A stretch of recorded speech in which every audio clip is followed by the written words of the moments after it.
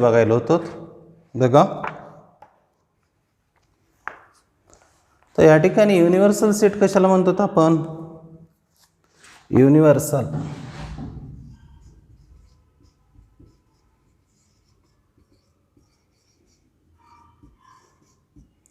या ठिकाणी think of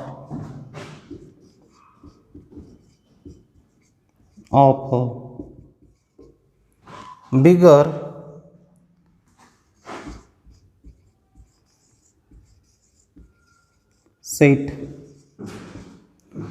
set which will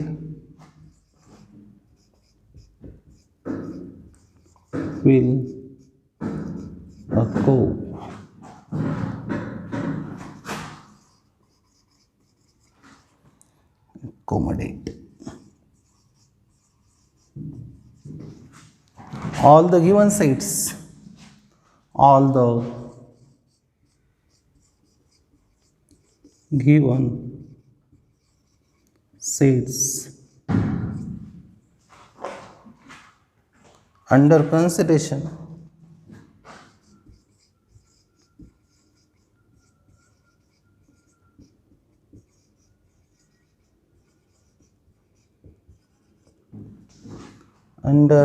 consideration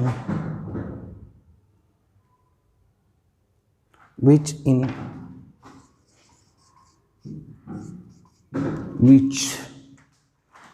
is general known as universal set.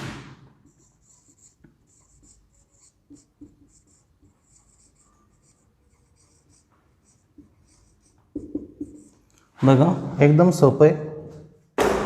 तर या ठिकाणी तर डेफिनेशन काय सांगते? थिंक ऑफ बिगर सेट म्हणजे असा सेट, बघा असा सेट जो या ठिकाणी असा सेट, या ठिकाणी लक्षात घ्या की बाकीचे सेट बघा असा मोठा सेट, मोठा म्हणू शकतो आपण, असा सेट बाकीचे जे सेट आहेत ना ते त्याचे काय असतील? सबसेट असतील. असा सेट लक्षात घ्या. थिंक ऑफ बिगर सेट म्हणजे या ठिकाणी बिगर म्हणजे मोठा सेट. मोठा म्हणजे काय? त्याच्यामध्ये एलिमेंट जास्त असतील. त्याच्यामध्ये काय जास्त असतील? एलिमेंट जास्त असतील. म्हणजे या ठिकाणी लक्षात घ्या तर बाकीचे जे सेट आहेत हे काय असतील? त्या सेटचे सबसेट असतील. त्याला आपण काय म्हणतो? युनिव्हर्सल सेट असं म्हणतो. एक्झाम्पल बघूत आपण इथं. समजा या ठिकाणी यू इज इक्वल टू काय आहे? लक्ष द्या. तर यू इज इक्वल टू समजा इन कर्ली ब्रॅकेट 1 2 3 4 5 6 7 8 9 10 11 12 13 14 15.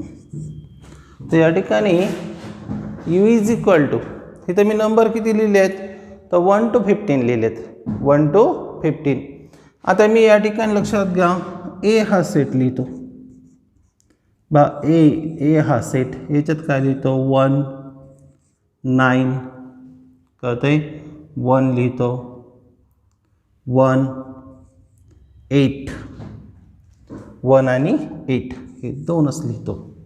तर या ठिकाणी बी लिहितो मी. बी इन कर्ली ब्रॅकेट 1 4 9 एवढंच लिहितो. समजा मी या ठिकाणी सी इज इक्वल टू लिहितो 1 लिहितो 3 लिहितो 5 या ठिकाणी 5 लिहितो 7 लिहितो 9 11 13 आणि 15. समजा अजून लिहितो मी डी इज इक्वल टू समजा या ठिकाणी 2 3 5 7 11 13. आता या ठिकाणी मी इथं जे लिहिले आहेत सेट बा ए इज इक्वल टू काय लिहिलं आहे 1,8, बी इज इक्वल टू काय लिहिलं आहे 1,4,9, सी इज इक्वल टू काय लिहिलं आहे 1, 3, 5, 7, 9, 11, 13, 15 आणि डी इज इक्वल टू काय लिहिलं आहे 2, 3, 5, 7, 11, 13. आता या ठिकाणी हे A B C and D हे सगळे काय आहेत बा या ठिकाणी A B C and D हे काय आहेत तर या ठिकाणी हे सबसेट आहेत कोणाचे यूचे. म्हणजे या ठिकाणी असा सेट की बाकीचे सेट हे त्याचे काय असतील सबसेट असतील.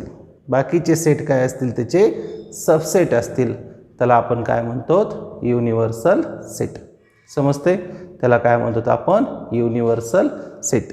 आता या ठिकाणी लक्षात घ्या पुढचा जो कन्सेप्ट आहे तर आपण निश्चितच काल सांगितलं तुम्हाला युनिव्हर्सल सेट यू न दाखवितो आणि तो रेक्टँगलनं दाखवितो. समजते बघा कॉम्प्लिमेंट ऑफ सेट अतिशय सोपं आहे. लक्ष द्या त्या ठिकाणी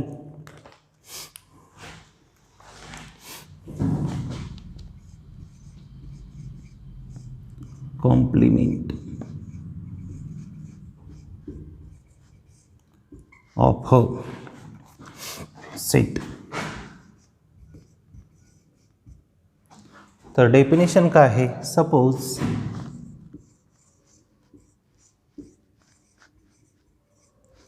U is an universal set if B is a subset of U. B हा काय आहे सबसेट ऑफ U आहे. Then set of all elements in U which are not in the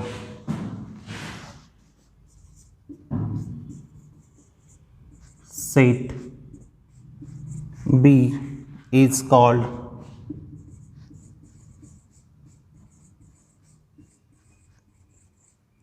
complement of B. Complement of B.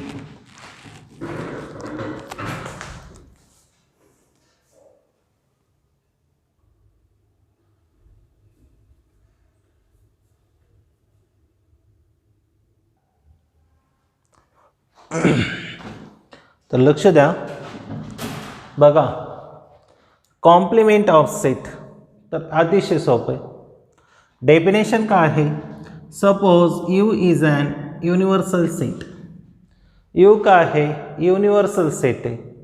If B is a subset of U.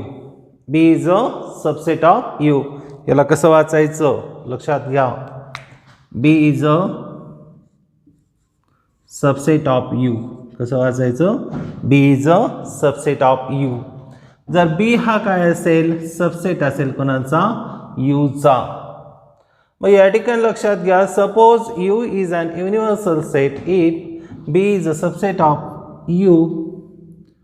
बघा B is a subset of U. या ठिकाणी the set of all element in U which are not in the set B is called complement of set B. तर तुम्हाला हे एक्झाम्पलच्या सहाय्याने समजेल चांगलं. आता या ठिकाणी यू इज इक्वल टू समजा कोण आहे नंबर घेऊत आपण 1 2 1 2 3 4 5 6 7 8 9 आणि 10 आहे समजा. तर युनिव्हर्सल सेटमध्ये कोणते कोणते एलिमेंट येतं? 1 2 3 4 5 6 7 8 9 10. आणि या ठिकाणी लक्षात घ्या बी हा सेट आहे. बी या सेटमध्ये कोणते आहेत समजा 4 9 आणि 10 आहे. मग या ठिकाणी लक्षात घ्या यू मध्ये कोणते एलिमेंट आहेत? यू मध्ये काय आहे? 1 2 3 4 5 6 7 8 9 10. युनिव्हर्सल सेटमध्ये 1 to 10 एलिमेंट आहेत. आणि बी मध्ये कोणते एलिमेंट आहेत? 4 9 10. आता एक गोष्ट लक्षात घ्या, एक गोष्ट कोणती लक्षात घ्या? आता यू मध्ये बघा, बी मध्ये आणि यू मध्ये जे सारखे आहेत, बघा यू मध्ये आणि बी मध्ये जे सारखे आहेत ते सोडून जे राहिलेले यू मधले आहेत ना, बघा या ठिकाणी लक्षात घ्या, बघा 4 9 10 हे सोडून जे बाकीचे यू मध्ये जे आहेत ना, यू मध्ये जे आहेत ते कसे घेतो मी? बघा लक्षात घ्या. तर 1 2 3 5 6 7 8. तर या ठिकाणी लक्षात घ्या, बघा यू मधले असे घेतलेत, बघा यू मधले असे घेतलेत जे बी मध्ये नाहीत. म्हणजे या ठिकाणी यू मधले असे घेतलेत जे बी मध्ये नाहीत. लक्षात घ्या. म्हणजे या ठिकाणी लक्षात घ्या, तर याला आपण काय म्हणतो? बी डॅश असं म्हणतो. बी डॅश म्हणजे काय?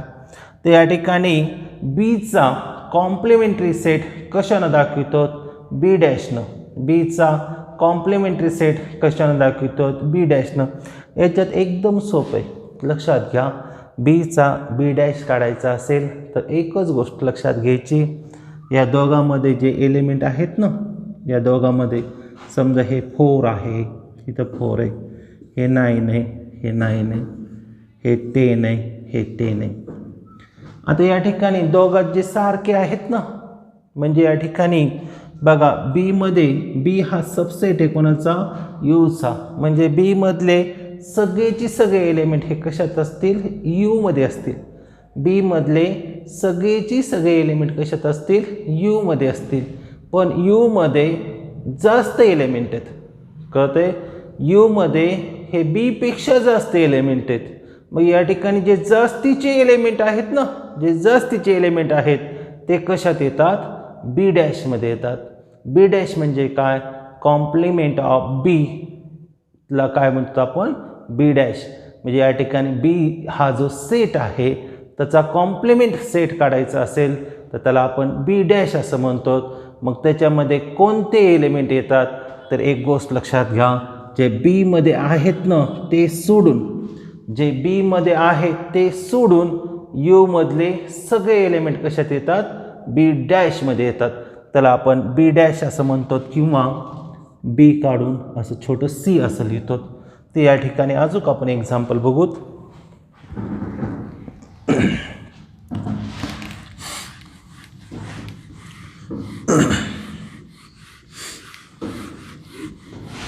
बघा डेफिनेशन समजते तुम्हाला? बघा, सपोज यू म्हणजे universal set. U is an universal set if B हा सबसेट आहे यूचा, the set of all element in U म्हणजे यू मधले all element which are not in the set B, जे बी मध्ये नाहीत. यू मधले सगळे एलिमेंट, परंतु कशात नाहीत पाहिजे? बी मध्ये नाहीत पाहिजे. यू मधले सगळे परंतु बी मध्ये नसायला पाहिजेत. मग या ठिकाणी is called complement of set B. आपण भरपूर एक्झाम्पल बघू तिचे. आता एक लक्षात घ्या, यू मध्ये समजा काय आहे? A B C D E F G H A समजा. आणि समजा ए मध्ये काय आहे? ए मध्ये काय आहे समजा? बी ई एफ आहे समजा. मग ए डॅश काय असेल? A dash is equal to, तर ए असेल, बी असेल का? नाही, याच्यात आहे. सी असेल, सी असेल का, याच्यात नाही आहे. डी असेल का, हो असेल.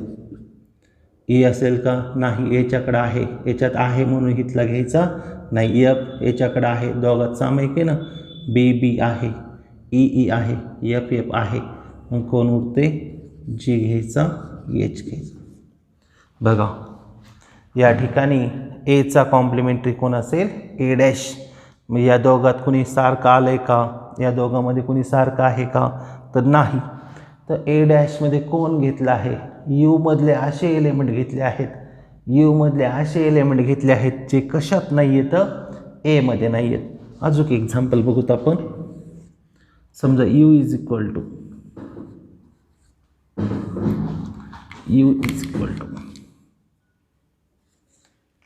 या ठिकाणी 1 4 9 16 25 36 49 64 81 आणि 100.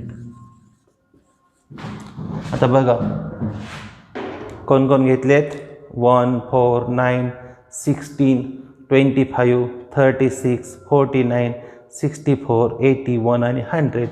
समजा टीमध्ये कोणते घेतो मी, टीमध्ये काय घेतो मी, 1 9 25 49 81 घेतो. म्हणजे या ठिकाणी टी डॅशमध्ये कोण असेल, टी डॅशमध्ये कोण असेल तर 4 असेल, 16 असेल, 36 असेल आणि या ठिकाणी 64 असेल आणि 100 असेल. बघा म्हणजे या ठिकाणी 1 इथं आहे, 1 आहे, 9 आहे, 9 आहे, 25 25 49 49 81 81. आता या ठिकाणी हे सोडून हे कशात आहेत, टीमध्ये आहेत. हे जे गोल केलेले आहेत ना हे टीमध्ये आहेत. मग जे बाकीचे उरलेले आहेत ना ते कशात असतील, टी डॅशमध्ये असतील. म्हणजे तुम्हाला लक्षात आलं आहे का, असे एलिमेंट कॉम्प्लिमेंटमध्ये असे एलिमेंट घ्यायचे. समजा या ठिकाणी युनिव्हर्सल सेट दिला जातो, काय दिला जातो, युनिव्हर्सल सेट दिला जातो आणि अजून एक सेट दिला जातो.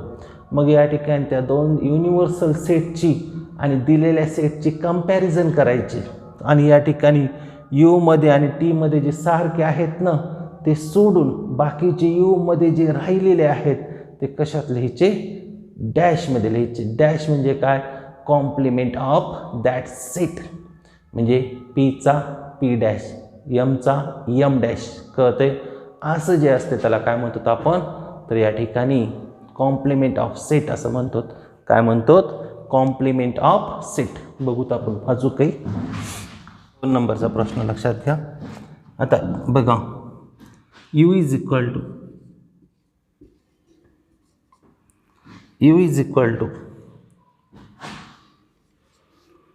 1 3 9 11 13 18 19 आणि बी इज इक्वल टू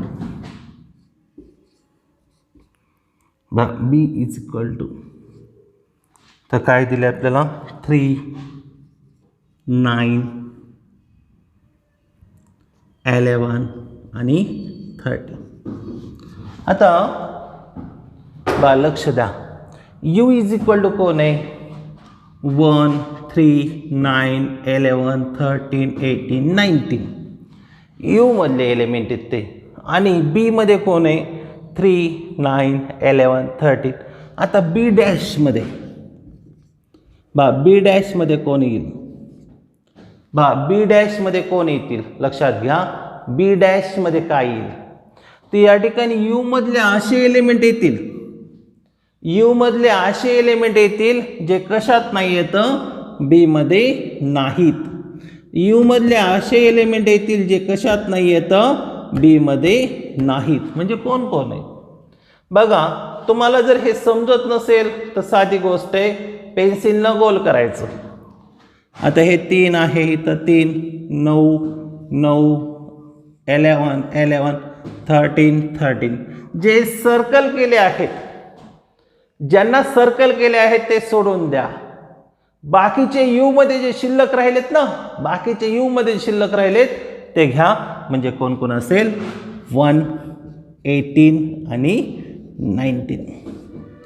तर या ठिकाणी लक्षात घ्या, हे आपण बघा लक्षात घ्या, हे आपण व्हेन डायग्रामच्या साहाय्याने सुद्धा दाखवू शकतो. अतिशय सोपं आहे. हा बघा, हे रेक्टँगल समजते. आता या ठिकाणी इथं एक हे बीच्या आधी दाखवा, ह्याच्यात 3 9 11 13. बी डॅशची इथं घ्या 1 18. कुठेही लिहू शकतो आपण इथं, तुम्हाला जिथं वाटेल तिथं.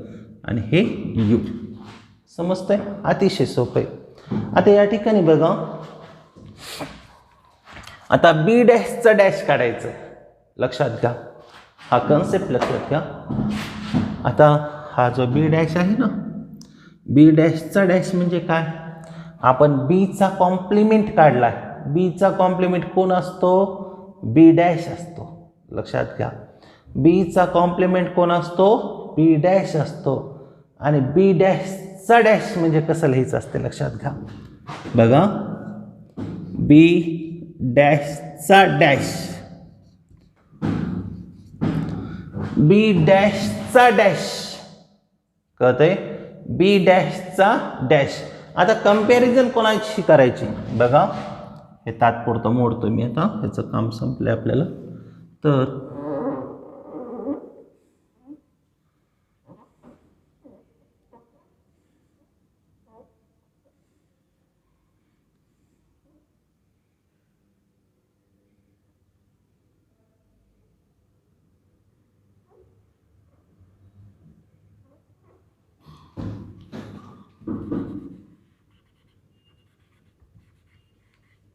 आता लक्ष द्या बघा, आता आपण बीचा डॅश काढलाय. बीचा कॉम्प्लिमेंट कशाने दाखवितो आपण? बी डॅशनं. बीचा कॉम्प्लिमेंट कशाने दाखवितो? बी डॅशनं. परंतु बी डॅशचा डॅश काढायचा आहे. ज्यावेळेस बी डॅशचा डॅश काढायचा असतो त्यावेळेस कंपॅरिझन कोणात करायची? तर युनिव्हर्सल सेट आणि बी डॅशमध्ये कंपॅरिझन करायची. युनिव्हर्सल सेट आणि बी डॅशमध्ये कंपॅरिझन करायची. म्हणजे काय? आता या ठिकाणी लक्षात घ्या, याच्यात आणि याच्यात कंपॅरिझन करायची. दोघात सारखे कोण येतं बघा. लक्षात घ्या, एकदम सिंपल आहे. हा बघा, हा बी दिलाय आपल्याला, डॅश कसा काढलाय? या दोघात जे सारखे आहेत ना ते सोडून दिले. बाकीचे जे उरलेले यू मध्ये आहेत ना ते कशात घेतले? बी डॅशमध्ये घेतले. आता ह्या बी डॅशचा डॅश काढायचा, बी डॅशचा कॉम्प्लिमेंट काढायचा आहे. बी डॅशचा कॉम्प्लिमेंट. आता कंपॅरिझन कोणाशी करायची? यू आणि बी डॅशची करायची. म्हणजे या ठिकाणी इथं 1 आहे, 1 आहे, 18 आणि 19. मग बाकीचे कोण कोण लिहिता येईल ह्याच्यात? हा बघा, 3 9 11 13 18. हे कशात असतील? बी डॅशमध्ये असतील. 3 9 11 13 हे कशात असतील? बी डॅशमध्ये असतील. इथं एक खास कंडिशन आहे, लक्षात घ्या बघा, बीचा बी डॅश आणि बी डॅशचा डॅश. बीचा बी डॅश म्हणजे हे, आणि बी डॅशचा डॅश म्हणजे कोण येतंय? 3 9 11 13. या पूर्ण सेटचा जर विचार केला तुम्ही तर हे काय आहे? हे काय आहे? तर बी आहे. बी सेट बी आहे. सेट बी आहे. समजते? हा कोण आहे? सेट बी आहे. अजून एक बघूत आपण. U is equal to A B C D E I F. बस झाले, एवढे लाईन घ्यायची काही गरज नाही. तर ए मध्ये समजा सी कॉमा ई आहे. तर ए डॅशमध्ये कोण असतील?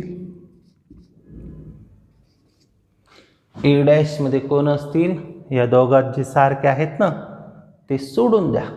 बघा या दोघात जे सारखे आहेत ना, बघा या दोघात सारखे कोण आहेत, तर सी आणि ई हे सारखे आहेत. कळतंय? यूमध्ये आणि एमध्ये सेम टू सेम कोण येतं, सी आणि ई आहेत. मग बाकीचे यूमध्ये जे राहिलेले आहेत ना ते कशात येतील, ए डॅशमध्ये येतील. म्हणजे काय येतील, ए बी आणि डी असेल. आता लक्षात घ्या,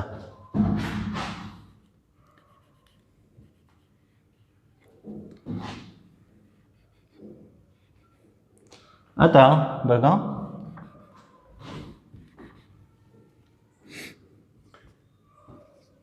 आता हा जो ए डॅश आलाय ना, ए डॅश त्याचा डॅश काढायचा. ए डॅशचा डॅश म्हणजे कसं होतंय, ए डॅशचा डॅश इज इक्वल टू.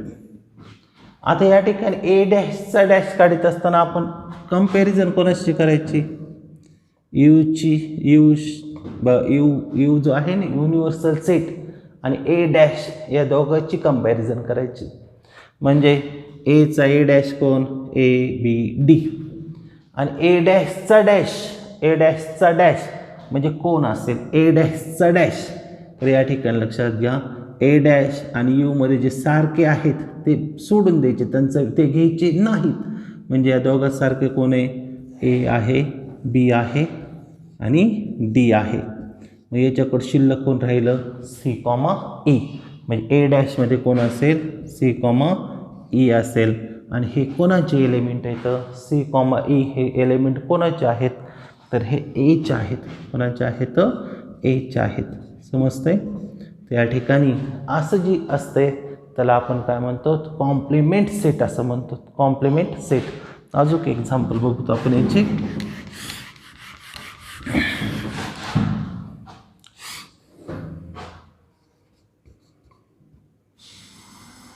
एक, दोन, तीन, चार, पाच, सहा, आठ. तर पी इज इक्वल टू समजा 1 आणि 4 आहे. तर पी डॅशमध्ये कोण असेल, पी डॅशमध्ये कोण असेल, 2 असेल, 3 असेल, 5 असेल, 6 असेल, 7 असेल, 8 असेल. पी डॅशमध्ये कळते, यूमधले पीमध्ये नसलेले आणि यूमध्ये असलेले, पीमध्ये नसलेले आणि यूमध्ये असलेले कशात येतात, पी डॅशमध्ये. आणि पी डॅशचा डॅश इज इक्वल टू, आता याची आणि याची कंपॅरिझन करायची. बघा या दोघात जे सारखे आहेत ते घ्यायचे नाहीत. पी डॅशमध्ये असलेले, बघा पी डॅशमध्ये जे आहेत ना ते घ्यायचे नाहीत, बाकीचे घ्यायचे यूमधले. यू आणि पी डॅशमध्ये जे सारखे आहेत ना ते सोडून बाकीचे यूमध्ये शिल्लक राहिलेले घ्यायचे. कशामध्ये, पी डॅशच्या डॅशमध्ये. म्हणजे कोण असेल, 1 आणि 4 असेल. 1 आणि 4 कोणाचे एलिमेंट आहेत, पीचे एलिमेंट आहेत. समजतंय, पीचे एलिमेंट आहेत. याला आपण काय म्हणतो, कॉम्प्लिमेंट ऑफ सेट असं म्हणतो. ते तुम्ही थोडंसं पुस्तकात वाचा व्यवस्थित, म्हणजे लक्षात येईल अजून. तर या ठिकाणी बघा, तर या ठिकाणी एक रूल बघायचा आपल्याला. तर complement is the given set itself. Complement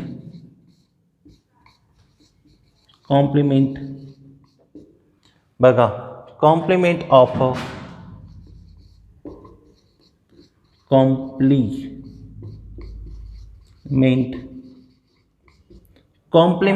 complement is the given set itself. बघा काय आहे, complement of complement is the given set itself म्हणजे काय? हा एचा कॉम्प्लिमेंट ए डॅश, ए डॅशचा कॉम्प्लिमेंट ए डॅशचा dash is equal to A. इथं p is equal to 1,4, p dash 2 3 5 6 7 8, p डॅशचा डॅश म्हणजे कोण असेल 1,4 इज इक्वल टू p, म्हणजे p is a set. p is a set, p dash is a complement of p आणि p डॅशचा dash is a complement of p dash. समजते? मग या ठिकाणी complement is the given set itself, म्हणजे या ठिकाणी डॅशचा डॅश म्हणजे कोण असतो? तो सेट स्वतः असतो. कळते? तो सेट इटसेल्फ असतो. कळते? मग या ठिकाणी लक्षात घ्या. तर या ठिकाणी काही प्रॉपर्टीज दिल्या आहेत, त्या तुम्ही फक्त लिहून घ्या. त्या काही परीक्षेत येत नाहीत प्रॉपर्टी लिहा म्हणून. No element are common in A dash, A आणि ए डॅश. आता बघा, ए आणि ए डॅशमध्ये कुणी कॉमन असतंय का? ए आणि ए डॅशमध्ये कुणी कॉमन असतंय का? नसतंय. बा ए आणि ए डॅशमध्ये कुणी कॉमन नसतंय. तसंच ए इज अ, बघा, A is a subset of U. A हा सबसेट असतो कोणाचा? यूचा. A is a subset of U, A is a subset of U. आणि दुसरं काय? A dash, A dash is a subset of U. A हा subset असतो कशाचा? बघा,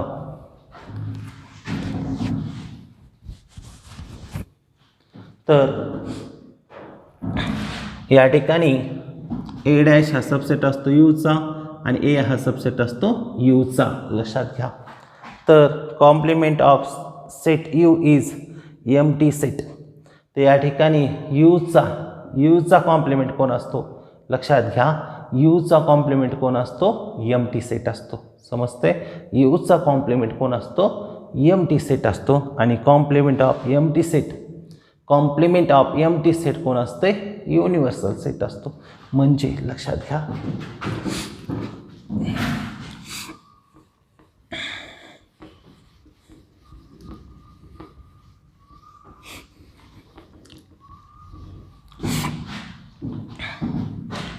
यू डॅश मला काढायचं आहे. तर या ठिकाणी यू डॅशमध्ये कोणीच येणार नाही. कळतंय? यू डॅशमध्ये कोणच येणार नाही. आणि या ठिकाणी फाय म्हणजे एम्प्टी सेट, याचा मला डॅश काढायचा आहे म्हणजे कोण असेल?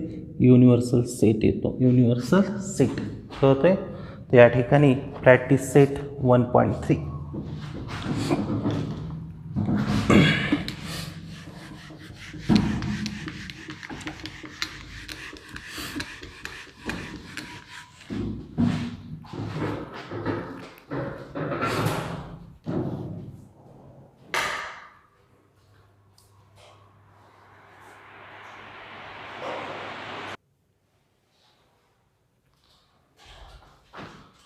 तर लक्ष द्या, क्वेश्चन नंबर 1.3 मधला पहिला प्रश्न काय आहे?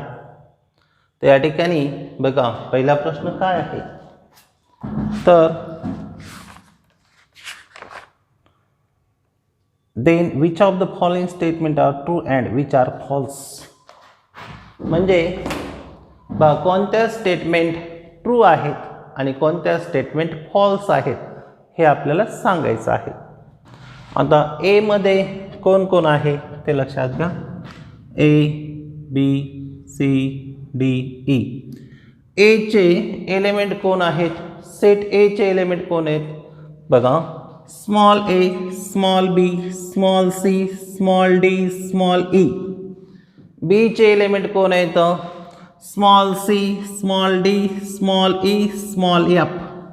सीचे एलिमेंट कोण आहेत? Small B, small D. आणि डीचे एलिमेंट कोण आहेत? Small A comma E. आता सबसेट कशाला म्हणायचं ते पहिल्यांदा समजून घ्या. म्हणजे या ठिकाणी याच्यात मोठा सेट कोण आहे?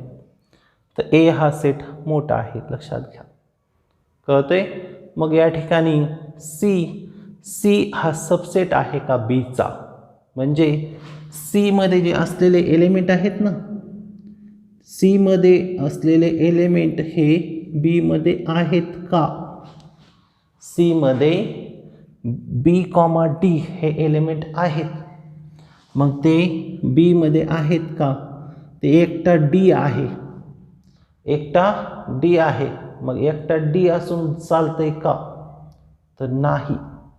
लक्षात घ्या, एकटा डी आहे पण तसं जमत नाही. म्हणजे हे दोन्हीच्या दोन्ही एलिमेंट जर बी मध्ये असते, हे दोन्हीच्या दोन्ही एलिमेंट जर बी मध्ये असते, लक्षात घ्या, हे दोन्हीच्या दोन्ही एलिमेंट जर बी मध्ये असते तर आपण म्हणलं असतं या ठिकाणी बघा C is a subset of B असं म्हणलं असतं. हे दोन्हीच्या दोन्ही एलिमेंट जर बी मध्ये असते, कशामध्ये असते? बी या सेटमध्ये बघा, तर आपण म्हणलं असतं C is a subset of B. पण तसं नाही, म्हणून हे फॉल्स आहे. हे काय आहे? फॉल्स. आता लक्षात घ्या, A is a subset of D शक्यच नाही. ए मध्ये 5 जण आहेत, ए मध्ये 5 जण आहेत, 5 जण. कळतंय का? ए मध्ये ए या सेटमध्ये 5 जण आहेत, लक्षात येते. आणि डी मध्ये 2च आहेत.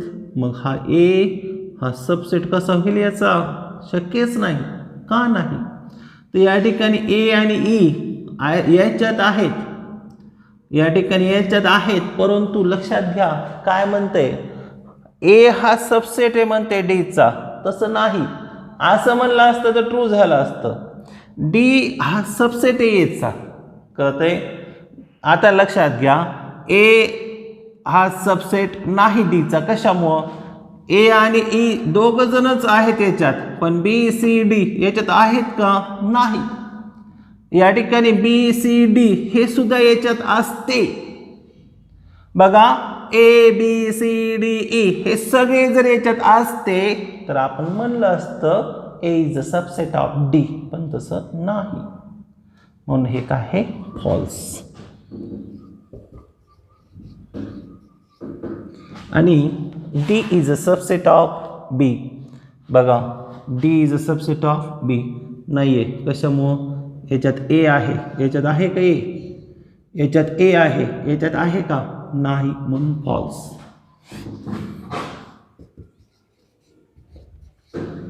D is a subset of A. D is a subset of A. True आहे. ए आणि ई याच्यात आहेत, दोन्हीच्या दोन्ही याच्यात आहेत, म्हणून ट्रू.